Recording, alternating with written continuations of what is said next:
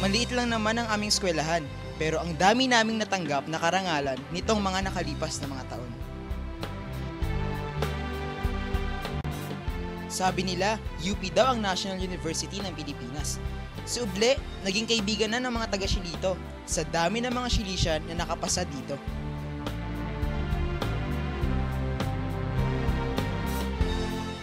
Tingnan mo naman ang mga produkto ng eskwelahan ko. Mga successful sa kanilang mga piniling karera ngayon.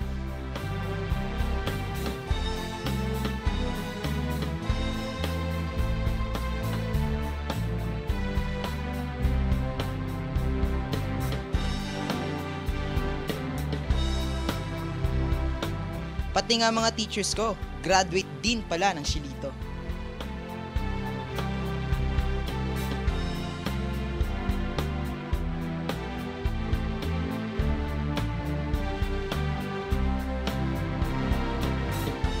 At ang pinakakilala sa lahat ng anak ng Shilito, nandito. Sa kasalukuyan, ako po ay punong barangay ng Barangay 177. Ito po ay aking pangatlong termino.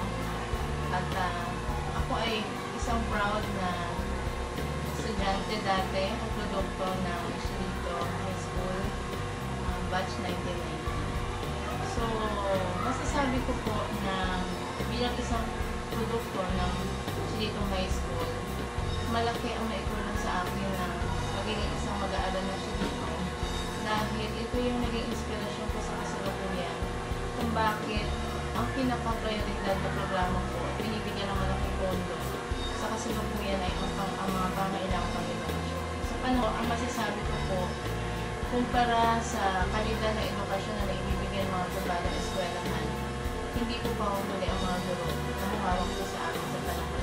Naniniwala ako hanggang sa kasalukuyan, lalo tigit na yan akong tulong barangay, nakikita ko yun, mataas na kalidad ng edukasyon na naibibigay ng eskwelahan ng Shilito. Ako po ay hindi nahihiya na sabihin ako ay produkto ng isang pampublikong eskwelahan.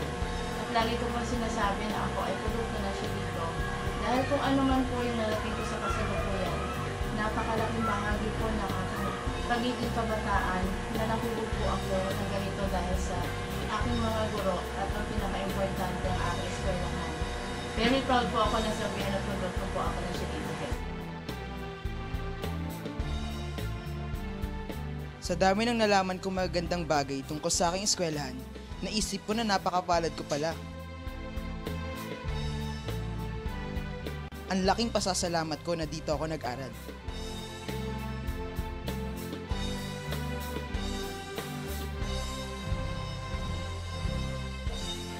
Ako nga pala si Marvin Cacho, proud dahil Shilisian ako.